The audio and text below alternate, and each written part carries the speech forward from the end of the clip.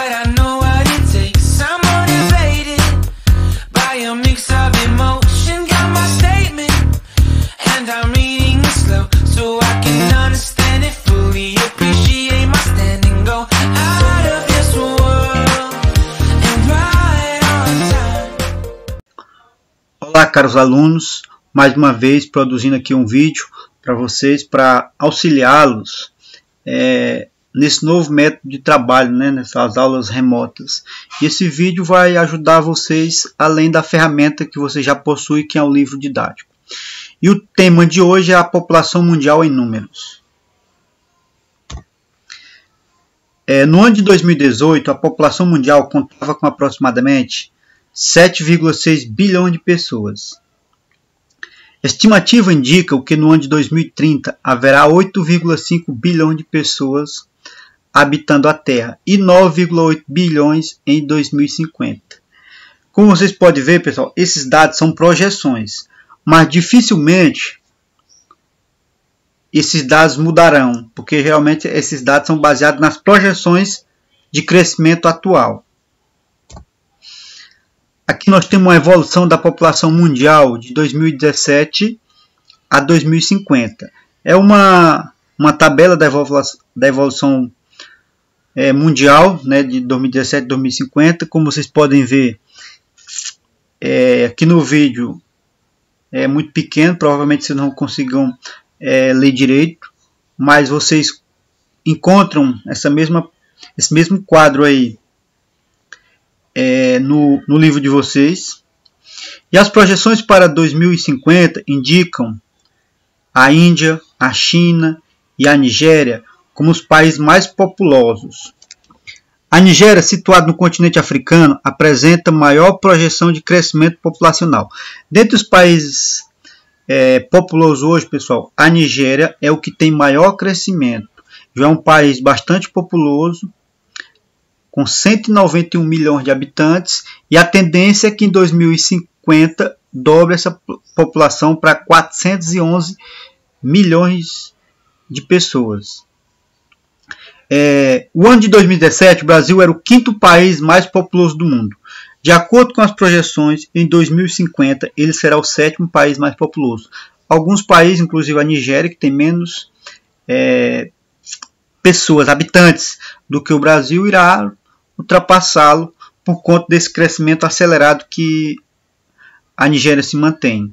A Ásia e a África, esses continentes, continuarão ocupando a mesma posição em 2050 e a população da África dobrará no período. Os países africanos, os países subdesenvolvidos, os países que ainda mantêm o maior crescimento populacional. A população do continente europeu irá diminuir. Ela era de 742 milhões de pessoas em 2017, sendo que a projeção para o ano de 2050 é de 716. Porque nós sabemos que a Europa, a maioria dos países são desenvolvidos. E os países desenvolvidos já estão no outro estágio de crescimento populacional.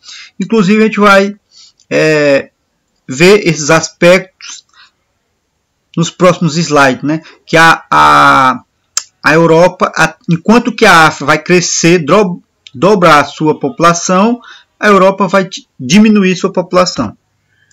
Entre os fatores que determinam o crescimento demográfico da população de um país, continente ou região, podemos destacar o crescimento vegetativo e as migrações.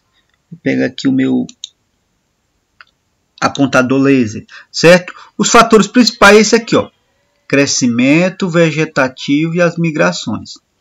O crescimento vegetativo ou crescimento natural indica o crescimento da população, considerando o número de nascimento e de óbitos em determinado período. Ou seja, é a diferença entre a taxa de natalidade e a taxa de mortalidade.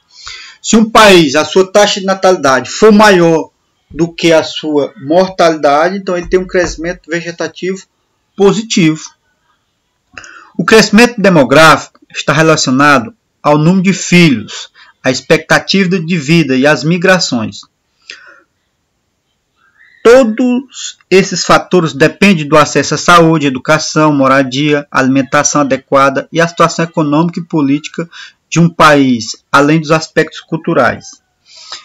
Como a gente frisou a questão da Europa e da África, leva em consideração justamente esses fatores aqui. O acesso à saúde, educação, moradia e alimentação adequada. Mesmo o país sendo subdesenvolvido, com tudo isso aí menor, a tendência é que as pessoas tenham maior quantidade de filhos, devido ter menos oferta de emprego. Crescimento da população e transição demográfica. Os vários ritmos de crescimento da população das diferentes regiões do planeta pode ser explicado a partir de um modelo chamado transição demográfica, que se desenvolve em fases. Até o século XVIII, as taxas de natalidade e mortalidade foram elevadas. A população mundial crescia lentamente, pois havia um equilíbrio entre nascidos e óbitos. Esse equilíbrio foi interrompido no fim do século XVIII e início do XIX, quando o desenvolvimento da economia, os primeiros avanços da medicina fizeram com que as taxas de mortalidade começassem a cair. Então, pessoal, nessa primeira fase do século XVIII, até o século XVIII, as taxas de crescimento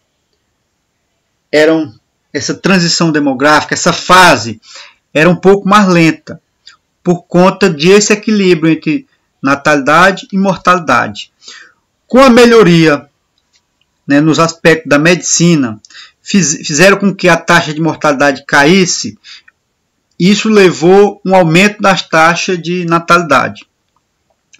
Por outro lado, as taxas de natalidade continuavam elevadas. A população mundial começou a crescer rapidamente. Uma transição, ou seja, uma mudança demográfica mundial teve início. Então, do século XVIII para o século XIX, houve uma mudança. Até o final do século XVIII, fim do século XVIII, existia um equilíbrio entre natalidade e mortalidade. A partir do final do século XVIII para o início do século XIX, houve essa evolução na medicina e, por outro lado, as taxas de natalidade continuaram crescendo. Então, houve uma transição. Por isso que é crescimento da população e a transição demográfica. Essa transição, houve um aumento da população. A gente pode ver aqui, observar bem nesse gráfico. Por exemplo, no ano de 1800, a população mundial tinha 1 bilhão de habitantes. Ela demorou 127 anos. Em apenas 1927 é que atingiu 2 bilhões de habitantes. Em 1960, no caso aí, 33 anos depois, atingiu 3 bilhões. Do primeiro bilhão para o segundo, o primeiro bilhão foi do primeiro ao segundo bilhão foram 127 anos. Para o terceiro, já foi 33.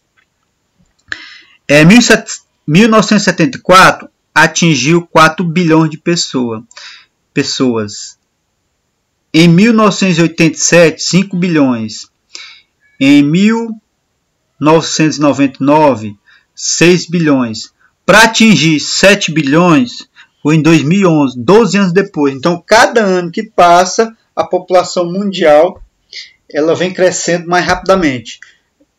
Mas nós vamos passar, daqui mais para frente, por uma fase de transição em que algumas regiões do mundo, essa taxa de natalidade tende a cair, certo? E a população, apesar de crescer num ritmo ainda grande, mas não tão acelerado quanto até aqui, por exemplo, o ano de 2017. Com a melhoria nas condições de saúde sanitária, as taxas de mortalidade começaram a diminuir. Ao mesmo tempo, as taxas de natalidade também começaram a diminuir. Contudo, a população continua a crescer, pois ainda havia mais nascimento que óbitos, certo? Então a gente já começa a ver uma nova transição. A do século XVIII, que era equiparada, entre nascidos e óbitos. final do século XVIII para início do século XIX, houve uma explosão, um crescimento acelerado, né, com as melhorias de saúde sanitária, mas as taxas de nascimento, de natalidade, né, continuaram elevadas. Agora, as taxas de natalidade começam ou tendem a diminuir. Em determinado momento, o equilíbrio entre natalidade e mortalidade foi retomado, pois o número relativo de nascimento diminuiu significativamente e o de óbito se estabilizou, ficando muito próximo. A população continua a crescer, mas agora mais lentamente. Esse processo aconteceu na Europa, na América do Norte e no Japão, ao longo dos últimos séculos.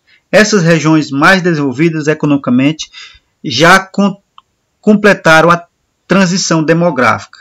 É como a gente estava falando, né? Isso tem a ver com os fatores econômicos, porque nos países mais desenvolvidos é melhor a qualidade de vida, melhor a saúde, melhor a educação, as pessoas têm mais oferta de emprego, às vezes as mulheres, em vez de ficar apenas em casa cuidando da família, já tem espaço no mercado de trabalho, então a tendência é que o número de filhos por mulher diminua. As demais regiões do planeta ainda estão a estabilizar essa transição. Nos países do Sul, em geral, essas taxas de natalidade e mortalidade estão diminuindo, ainda em ritmo diferente. Isto acontece pois a melhoria das condições de vida da população é mais recente. Por exemplo, o Brasil é um exemplo disso. Que a taxa de crescimento do Brasil vem diminuindo, mas num ritmo ainda maior do que a Europa, América do Norte e Japão. Em alguns países da África e da Ásia, o número de filhos por mulheres ainda é elevado, quando comparado à média mundial de 2,4 filhos por mulher. Por esta razão, a população desses continentes ainda terá um aumento significativo ao longo do século, né? Essa taxa ainda continua crescente por conta desses continentes ainda serem os mais populosos e eles não passaram ainda por esta fase de diminuir a taxa de natalidade. Então, pessoal, era isso que eu queria trazer nesta aula. Nós teremos ainda uma parte 2 do vídeo sobre a população mundial, um novo vídeo, né? Um próximo vídeo.